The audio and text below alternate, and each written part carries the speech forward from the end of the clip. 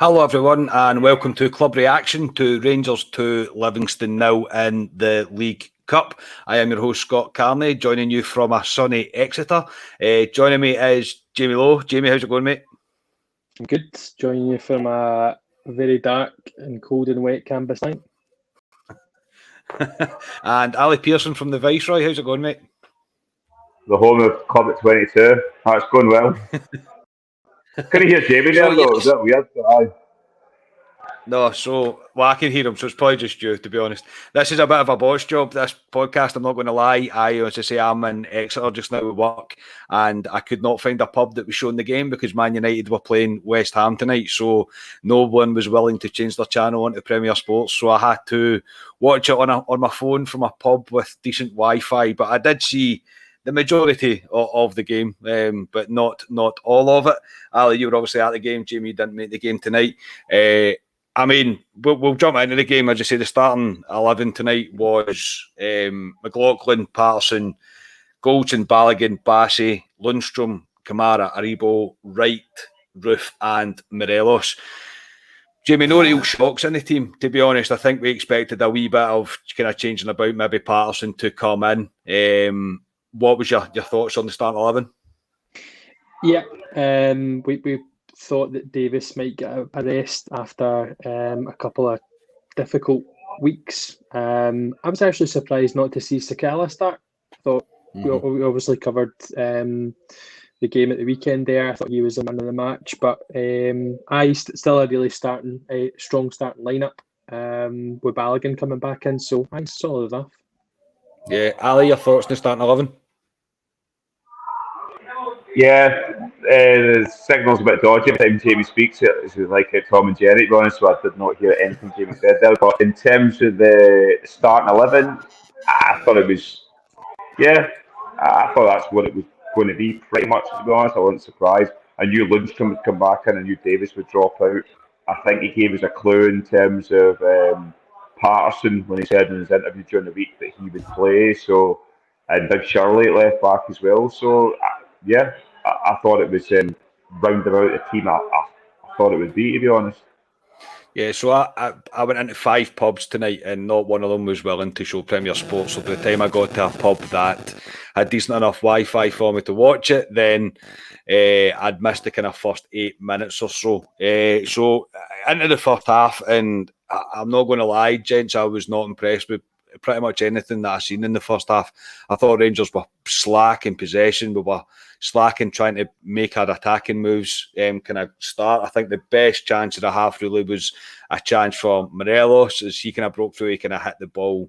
It was through a few defenders, and obviously Kamara was obviously trying to slide in as well to get anything on it. But that was pretty much all there was in the first half, to be honest. Jamie, your thoughts on the first half? Am I being a wee bit too harsh? As again, I'm watching this on a mobile phone, so it is quite hard to get a full judge of the game.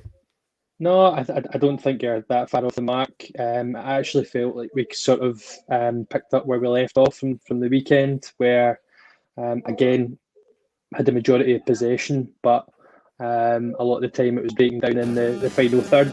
A lot of really good kind of over the top balls from Goldson that Wright had a good chance with. So yeah, I don't think you're being too harsh. It was quite a disappointing first half, actually. Yeah, I completely agree. Ali, your thoughts on the first half? Obviously, you were at the game, mate, so you'll be able to see a wee bit more than what I've seen from my mobile phone. So what was your thoughts on the first half? Similar to the Motherwell game, to be honest. I thought we huffed and puffed a lot, to be honest. Livingston really didn't offer much. I just thought we need to move the ball quicker. I don't know how many times we say it with this Rangers team. If you move the ball quick, especially against teams like Livingston that just sit in, it makes it a hell of a lot easier for you. And again, today I thought we were lethargic in the ball. It just reminded me of watching Sunday's game, to be honest. And it was wasn't great, to be honest. But at the same time, I was never threatened by Livingston. Yeah, again, you're spot on, mate. Livingston didn't do much, but I think it's not. this shouldn't really be our concern or how Livingston play. It should be, we are going to be fully expected to dominate that game. And I felt like the chances that we kind of tried to create in the first half, and there was just too much kind of slackness behind it. As I say, it was a tough watch. It really was. As I say, I was watching it with George, guy I'm going to work with as well, and he's obviously not that into football. And he even said to me, he was watching me on the phone. He even said, "Do you put yourself through this every game?" I was like, "Right now, mate. Yeah, I seem to be. I don't. Obviously, I'm trying not to be too harsh, but this continuous kind of." The kind of struggle to find any sort of form. It's kind of rolling on and on now, and we're not really seeming to find any sort of click. So again, the first half finished nothing each, nothing much more to report, and then we'll jump into the second half. Gerrard makes the decision to bring off Scott Wright, who didn't do much in the first half, to be completely honest. I think he tried, but nothing really came off for him. He brought on Hagi, and it did not take long for Hagi to make his mark in the game, set up the goal for Kemar Roofe as he blasted into the top of the net from the kind of low cross that Hagi hit, and Hagi looked absolutely delighted. Jamie, it's good to see Hagi back, and maybe we didn't notice just how much we actually do miss Hagi. Yeah, you could see he throughout that second half, he just come on with a great attitude, a lot of intent, a lot of attacking intent that we have been missing. So, really nice to see him make an impact pretty much immediately. And it was actually a 1-2 with Roofe, as in Roofe had picked up the edge of the box, had played it out wide to Hagi, and it was a really good pass on the way back for Roofe to finish. Yeah, definitely. It was, again, I'm a Hagi fan. I like Yanis Hagi, and we've been kind of talking about the poor form that's been happening. As soon as Hagi came on, we looked like a different animal when Hagi came on. There was much more kind of flair to us, as if everybody kind of responded to Hagi, if you know what I mean. So, again, I just say I don't want to be too harsh on the first half or even on Scott Wright, but maybe a game against Livingston's not really. Maybe that's not for Scott Wright. Do you know what I mean? Maybe that's not what he's really there for. Do you know what I mean? Yeah, we spoke about that even against Motherwell. The way that we play in with those 2-10 positions on either side of the striker, they are effectively linking up midfield to front, and Hagi, you're right, as in Hagi coming on, he just brings a total different quality. He will drop deep, and the difference is he is really tricky. He's really good at dropping the shoulder and drawing in fouls, which he constantly was fouled as soon as he came on. But that link-up play between midfield and the front three was excellent as soon as he came on. You could see what a massive difference he made, and it was unfortunate because I think you're right, as in Wright, that Scott Wright is desperate to come in and make an impact, and I think he's got qualities. It just it never quite happened today for him. No, it didn't. As I say, I'm a bit of a Scott Wright fan as well, and I'm thinking I'm a wee bit romanticised with him because I really want the boy to succeed because I think there's a lot of potential there. Rangers should have been 2 up not long after that. A bit of a mix-up at the back with Livingston. It's not the first time we're going to talk about that. And the ball was squared to Kemar Roofe, who tries to score. In my opinion, Jamie, this is he has to score that there. It's one of the ones that I thought, I just presumed it was going to be a goal. The attempt at the finish was very poor, and he should score. Yeah. You're kind of thinking in the back of your mind as well at 1-0 that you're not wanting to be in the same position at the weekend. So you're almost you're hoping he finishes it. But yeah, there was a couple of chances actually of that fashion that seemed easier to score than to miss. Yeah, definitely. As I say, Rangers, we did pretty much dominate the game. I think even Patterson for a wee bit as well when Hagi came on looked a lot more confident in going forward. Yeah. For whatever reason, I don't know what that reason was, but he made a few bombs forward as well. I think he's took a wee bit of a knock again on his ankle because obviously he came off and Tav came on. We also made changes. In fact, before that, we'll talk about Alfredo Morelos. So obviously, we just spoke about Kemar Roofe's chance from a Livingston fuck up at the back, and they do it again. I've got no idea what this goalkeeper is thinking here. To even, all right, he gives it to the defender, but the defenders, it's not even close, to be honest. It's a very dangerous game to be playing. Morelos gets the ball and does what Kamar Roof should have done in the first place. Turns inside, gives the defender the wee shoulder, and he buries it away to make it 2-0. And at this point, the game's over. Yeah, tight enough finish, but again, in true Alfie fashion, he kind of takes a touch, which he almost put to his side, and he was like trying to steady himself again. I thought, oh no, don't tell me he's going to miss this. But I took his time, took a touch around the defender, and a good enough finish, and then he enjoyed scoring that goal, because otherwise he had quite a quiet game, Alfie, especially the first half. Arguably, as much as Wright came off, I think he would have been justified taking either Roof or Morelos off. But a good finish, and like you say, at that point, at 2-0 up, we kind of sighed a bit of relief, because at that point it was totally comfortable. Yeah, it was. At that point, it was game over. As I say, we made a few changes after that. Morelos come off, Sakala come on. I think Aribo come off and Scott Arfield come on. Also, Kamar Roof come off for Bakuna. Is that correct? And obviously, we mentioned Tav and Tav coming on for Patterson. We'll just quickly touch on Bakuna. He showed me flashes. As I say, again, I'm watching this on my phone, so it's quite hard for me to make kind of full analysis on him. But he showed me flashes that there could be a wee bit of a player in there. Obviously, it's the usual Rangers fan thing to do, mate, is you see a wee bit of something and you decide to put all the pressure on the world on the boy. But quite excited to see more of him.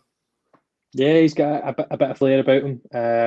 Talking about Hagi earlier on and what he brought to the game, I think Bakuna will be a bit of a flair player. Again, I thought, and I think of him as being a central midfielder or one of those three, but again, just like we spoke about on Sunday, it looks as if he was taking up one of those front three positions on the left. So it's going to be interesting to see, because it looks as if he's got a wee bit of a pace about him as well, a bit of trickery, and he's not scared to hit a shot as well. So slowly but surely, but it'll be good to see him get opportunities, especially in these cup games. So I excited.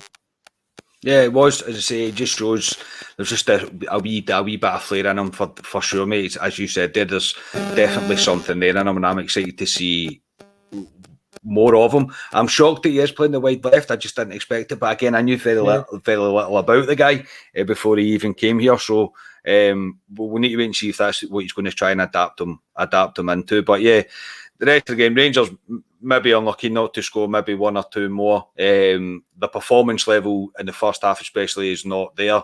We're not really firing all cylinders at all yet. I know we made a number of changes, but you would expect the changes we made to comfortably see out Livingston.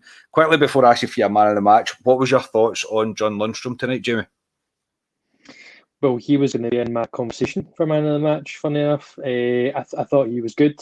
I thought, much like the team, I thought he improved in the second half. He did seem to get a bit more room, because at that point, the first half, Livingston were trying to press as high, but come the second half, they were dropping deep, they were getting tired, and they weren't keeping up with our press and the movement of the ball. So it afforded Lundstrom a bit more room, but he was skating in the back four quite well. I thought he'd done that job pretty well tonight.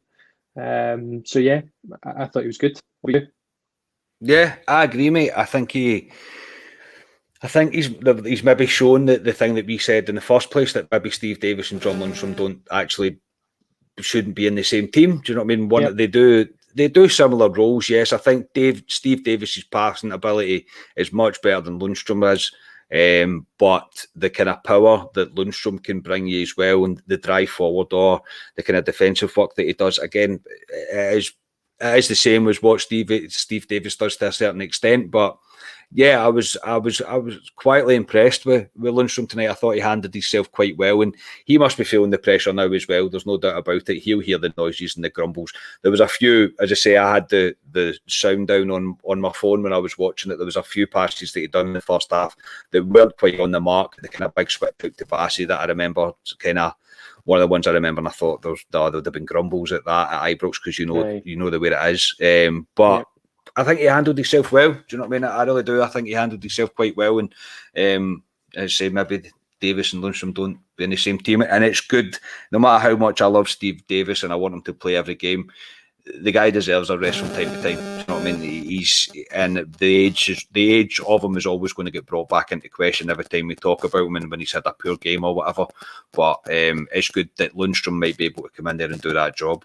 I see as well, because it sounds as if Ryan Jack's going to be a good while out. Obviously, Gary McAllister covered that in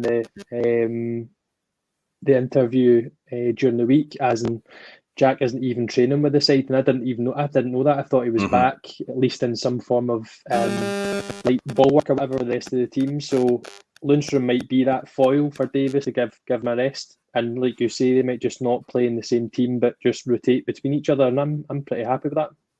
I'm pretty happy with that too, mate. I would definitely go along with that. So yeah, obviously Ali's signal's pretty poor, so it's quite hard to add him back to the stream. It's actually not letting me do it because of his signal. So unfortunately, Ali won't be coming back. So Jamie, you're man of the match tonight. Man of the match for me is Ianis Hagi. Just for the as we said, the impact that he came on, you could see it just come on with an excellent attitude, as you'd expect. But I think he didn't just come on with that attitude; he also instilled it in the rest of his teammates. You could see everyone around about him up in their level, up in their game, and he was head and shoulders above everybody else for me. 100%. What I should have said is who is the Ianis Hagi man of the match, Jamie?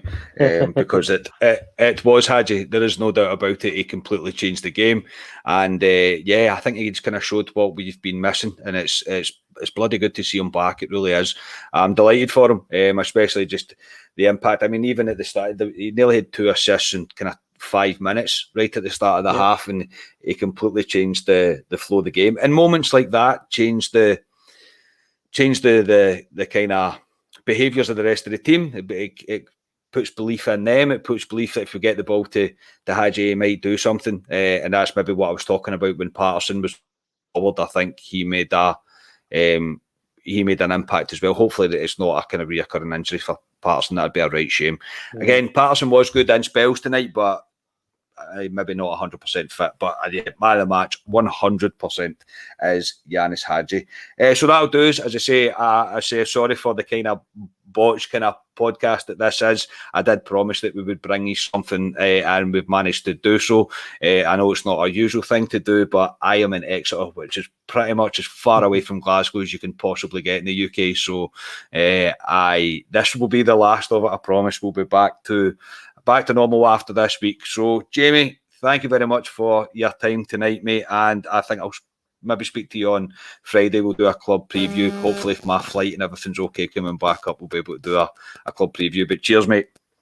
Nice one. Thank you, and safe travels up the road, and I'll speak to you soon. Thanks very much, mate. So, yes, thank you to everybody for listening. As I say, apologies, stick with us. Well, it'll get better, I promise. It'll be back to normal before you know it. But, yeah, that'll do us. It's not the performance we all wanted to see from Rangers tonight, but it's a win in the cup and we're through the next round, and that's all we can really ask for. So, please do like the video, subscribe to our YouTube channel, give us a wee 5-star rating on Apple Podcasts, leave a comment and share anywhere that you can. Help us get out to as many Bears as possible. So until we speak to you again next time, we are Club at 22, the Champions Podcast. Cheers, everybody.